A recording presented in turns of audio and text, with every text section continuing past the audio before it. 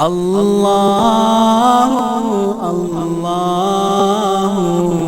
اللہ اللہ اللہ اللہ اللہ۔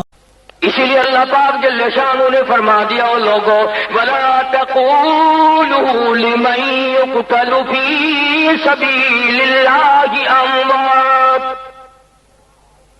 او مولویوں، مفسروں، شیخ الحدیثوں، پیروں، فقیروں، بادشاہوں، تاجروں، تمام کے تمام قرآن کریم کا اعلان سن لو، جو میری نام پہ مارا گیا، جو عورت کے پیچھے مارا گیا تباہ ہو گیا، جو جائیداد کے پیچھے مارا گیا تباہ ہو گیا، جو پیسے کے پیچھے مارا گیا تباہ ہو گیا، جو چوری کرتا ہوا مارا گیا تو جان میں خسارہ پا گیا، جو عورت کے پیچھے بدکاری کی وجہ سے مارا گیا تو جان میں برباد ہو گیا، جو اقتدار کی وجہ سے مارا گیا برباد ہو گیا، جو دولت کے پیچھے مارا گیا، مکان دکان کے پیچھے مارا گیا برباد ہو گیا، اور لوگوں جو میرے نام پہ مارا گیا تو جان میں کامیاب ہو گیا۔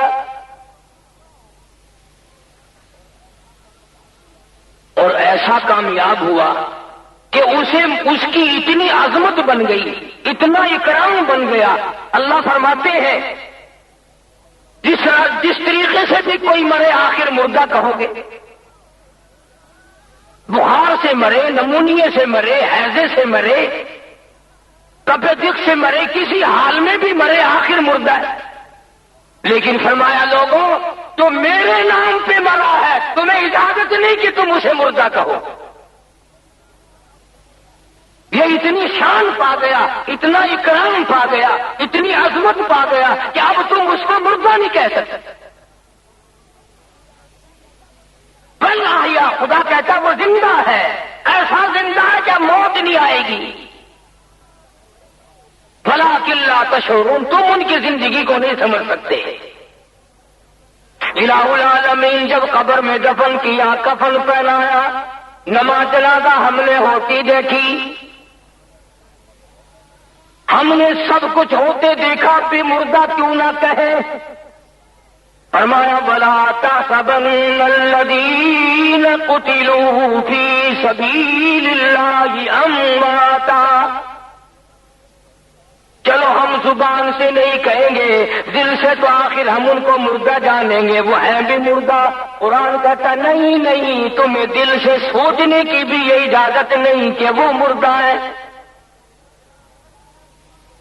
بل احیاء عند ربهم يرزقون، وہ ایسے زندہ ہے۔ خدا کہتا ہے ٹھیک ہے، بیوی کی پکائی ہوئی نہیں کھاتے، بیٹی کی پکائی ہوئی نہیں کھاتے، بہن کی پکائی ہوئی نہیں کھاتے، رشتہ داروں کی پکائی ہوئی نہیں کھاتے، ہوٹل کا کھانا نہیں کھاتے، کسی اور لنچ کی جگہ کا کھانا نہیں کھاتے۔ فرمایا عند ربهم يرزقون، وہ کھاتے ہیں، میں خدا ان کو کھلاتا ہوں۔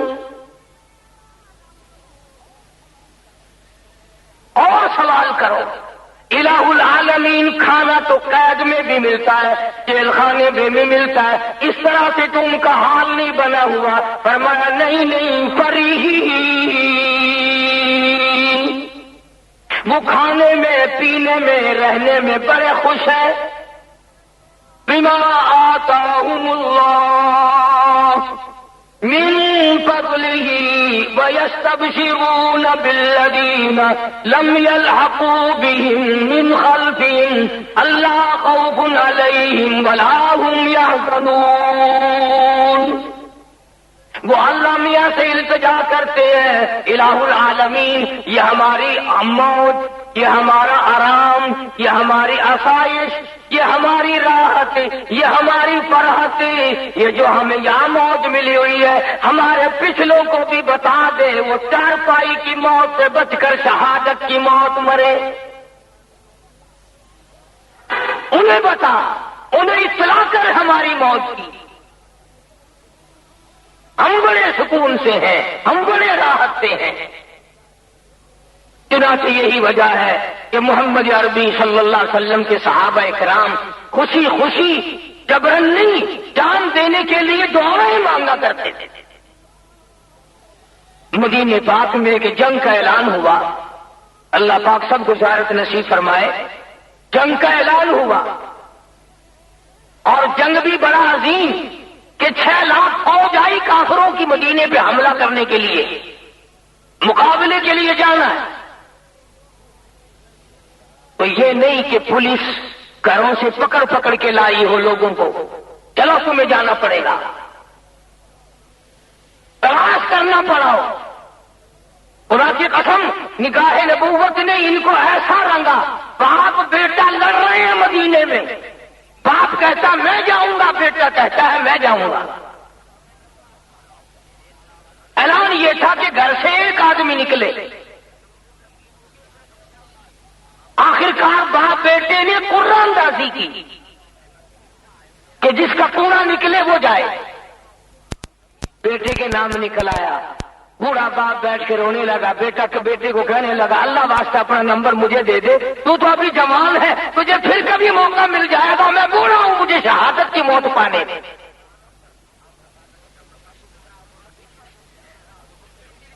اس قدر جانفشانی سے اور قربانی سے صحابہ کرام نے اس دین کی کھیتی کو اپنے لہو سے سینچا ہے۔ مدینے پاک میں ایک معذور صحابی رہتا ہے جس کے پیر نہیں ہے، ہاتھوں کے بل چلتا ہے، عمر بن جموح رضی اللہ تعالی عنہ۔ دونوں پیر نہیں ہے سرے سے اور ہاتھوں کے بل زمین پہ چلتا ہے۔ جنگ احد ہوا، 2 جوان بیٹے تھے، دونوں کو بھیج دیا، دونوں لڑائی میں چلے گئے، جہاد میں چلے گئے۔ عمر بن جموح رضی اللہ تعالی عنہ کی بیوی آ کے کہنے لگی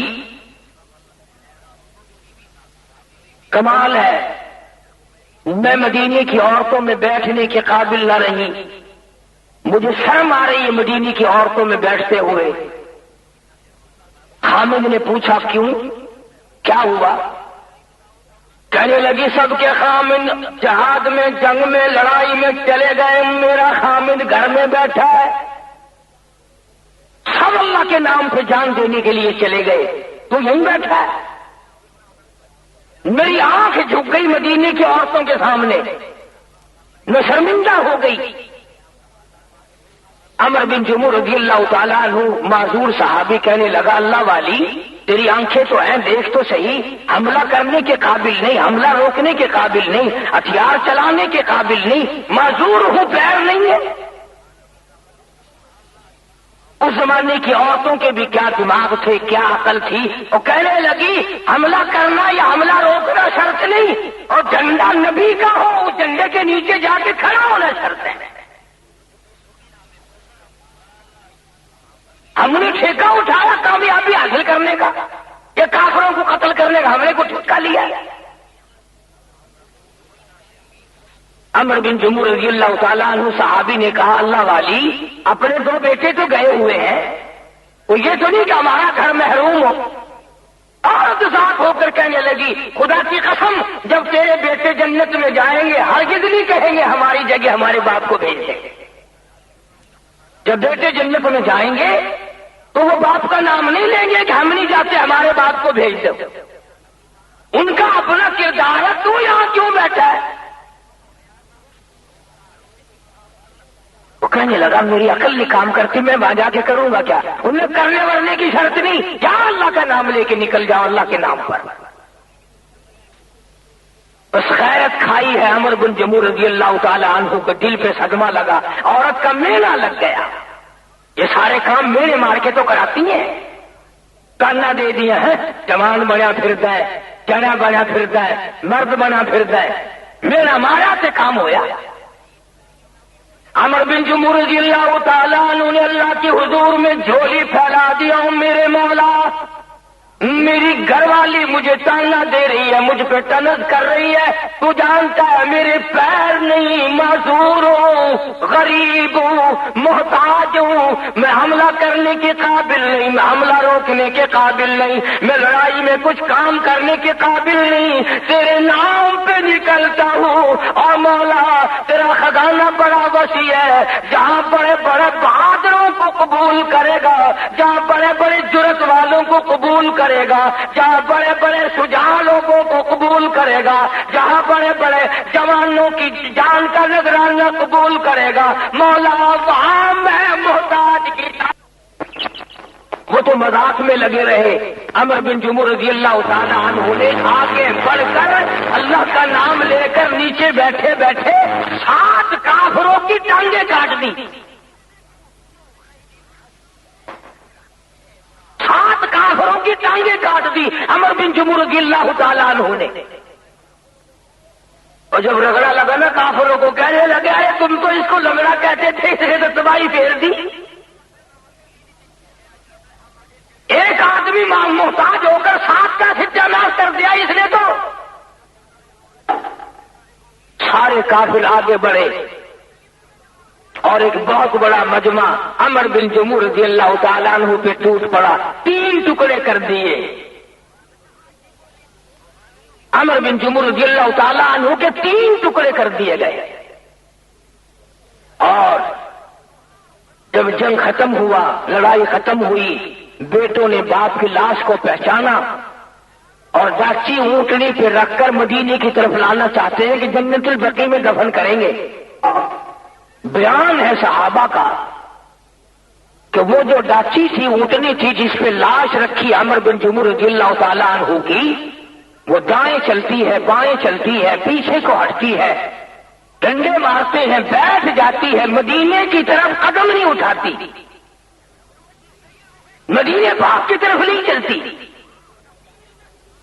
عمر بن جمح رضی اللہ تعالیٰ عنہ کے بیٹوں میں سے ایک بیٹا دوڑا ہوا دربار رسالت میں پہنچا۔ سب کہہ دو صلی اللہ علیہ وسلم۔ سبحان اللہ، کتنے خوش نصیب لوگ تھے جو ساری چیزیں حضور سے پوچھ کے کرتے تھے صلی اللہ علیہ وسلم۔ خدا کی قسم، ایسی غلامی کی صحابہ نے، ایسی تابعداری کی، اپنے بچوں کے نام بھی خود نہیں رکھے، اپنے بچوں کے نام بھی صحابہ کرام نے حضور سے پوچھ پوچھ کر رکھے۔ کوئی کام نہیں کرتے تھے جب تک اپنے آقا حضرت محمد رسول اللہ صلی اللہ علیہ وسلم سے پوچھ نہ لیتے تھے۔ عمر بن جمح رضی اللہ تعالیٰ عنہ کا بیٹا مدینے پاک میں آیا، دربار رسالت میں آیا، آ کے کہنے لگا کالی کملی والے میرے ابا کی لاش ہے، ہماری تمنا جنت البقیع میں لا کے دفن کرے، ڈاچی اونٹنی چلتی نہیں۔ اب نبی کی بات تو نرالی ہوتی ہے نا۔ آپ صلی اللہ تعالی علیہ وسلم نے فرمایا جا اپنی والدہ سے پوچھ کیا گھر سے جس وقت عمر بن جمح نکلے تھے کیا کلام ہوا تھا، کیا بات کہی تھی؟ بیٹی نے جا کر اپنی اماں سے پوچھا، اماں نے بتلا دیا میں نے مہرا دیا تھا، تانا دیا تھا، غیرت کھا کر دروازے پہ بیٹھ کر جھولی پھیلا دی تھی، مولا میری لاش بھی میرے گھر نہ لوٹانا، ایسا قبول کرنا جہاں شہید ہوں وہیں رکھنا، میری لاش بھی میرے گھر نہ آئے۔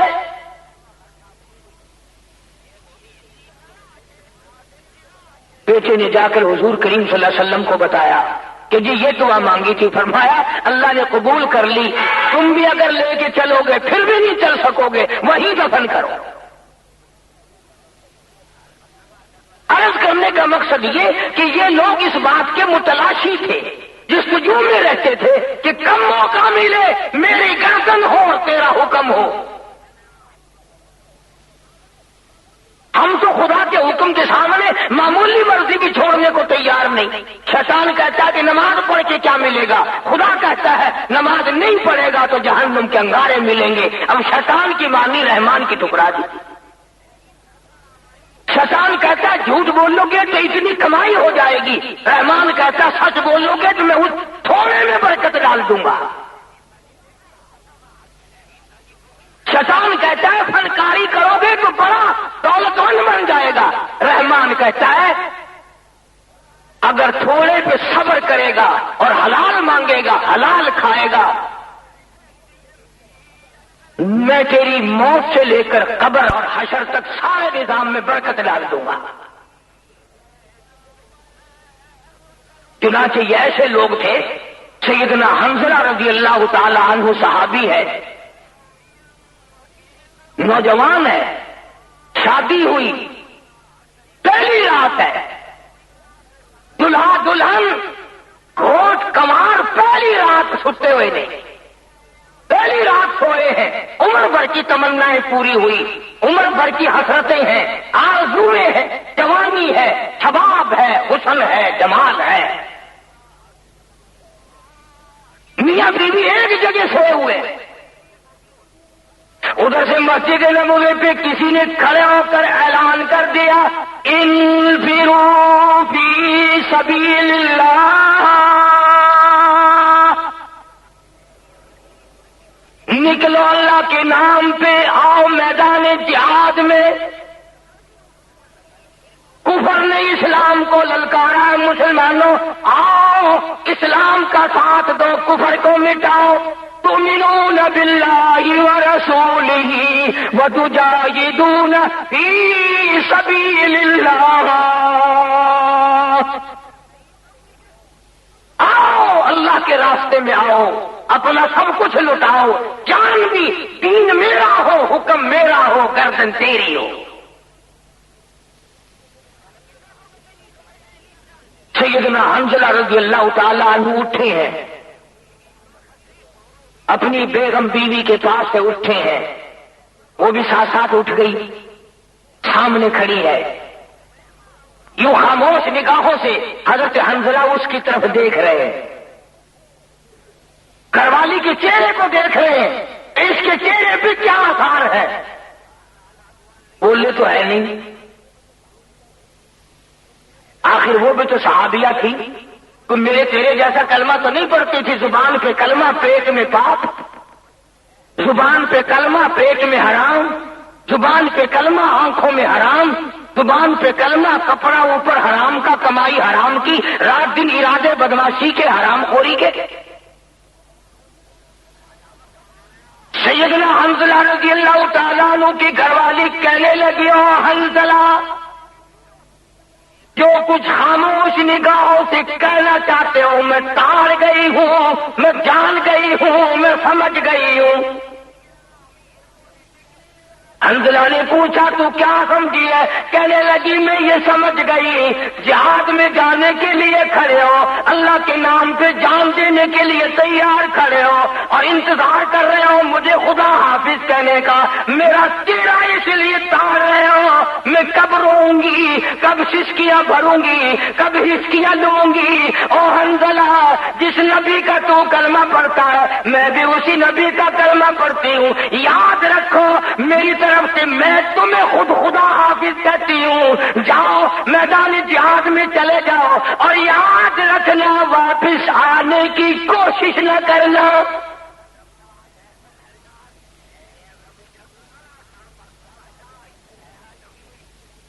کیا بات ہے حنظلہ کی بیوی، تمہارا آپس میں پیار نہیں؟ نگا نہیں بڑا ہے، تمہاری محبت نہیں ہوئی میاں بیوی کی؟ نگا بہت ہے، تمہارا مزاج نہیں ملا کہ کیوں نہیں ملا؟ پھر کیا بات ہے، کیوں کہتی ہو واپس نہ آنا؟ اللہ کے نام پہ جان دینے کے لیے چلے ہو، واپس نہ آنا کیوں کہتی ہو؟ اپنے خامن کے شہید ہونے کی دعا کر رہی ہو؟ نے کہا ہاں، کس لیے؟ کہنے لگے میرا ارادہ یہ ہے، میری تمنا ہے، میری آرزو ہے، میری حسرت ہے، میری عمر بھر کی یہ جستجو ہے کہ میرا خامد اللہ کی راہ میں شہید ہو، اور قیامت کے دن جب میری پیشی ہو اللہ پاک مجھ سے پوچھے گا او حنظلہ کی بیوہ تو دنیا سے کیا لائی؟ میں عرض کروں گی لائی اور میرے پلے کچھ نہیں، اتنی سی بات ہے دنیا میں لوگ مجھے ایک رات کے شہید کی بیوہ کہہ کر بلایا کرتے تھے، ایک رات کے شہید کی بیوہ کہہ کے مجھے بلاتے تھے۔ میں اللہ کے سامنے اپنا یہ عذر پیش کروں۔ چنانچہ سیدنا حنظلہ رضی اللہ تعالی عنہ، کچھ عورت نے بات کی، کچھ اپنا جذبہ تھا، قرآن کی ایک آیت کا ایک کلمہ سن کر حضرت حنظلہ کو نہ پہلی رات یاد رہی، نہ دلہن یاد رہی، نہ بیگم یاد رہی، نہ دنیا کی زندگی آسائش اور آرام یاد رہا، بلکہ جو غسل جنابت کرنا تھا وہ بھی بھول گئے، جو غسل واجب تھا وہ بھی کرنا بھول گئے، تلوار لی اور میدان میں پہنچ گئے، تلوار لی اور میدان میں پہنچ گئے، اور وہاں جا کر کافروں کے مجمع پہ حملہ کر دیا، اور حملہ کرنے کے بعد کافروں نے حضرت حنظلہ کو شہید کر دیا رضی اللہ تعالیٰ عنہ۔ جہاد کے بعد، جنگ کے بعد جب لاشوں کو جمع کیا گیا تو حضرت حنظلہ کی لاش نہیں ملتی، حضرت حنظلہ رضی اللہ تعالیٰ عنہ کی لاش نہیں ملتی، صحابہ پریشان ہے، خود نبی کریم صلی اللہ علیہ وسلم بھی پریشان ہے کہ میرے حنظلہ کی لاش کیوں نہیں۔ اللہ اللہ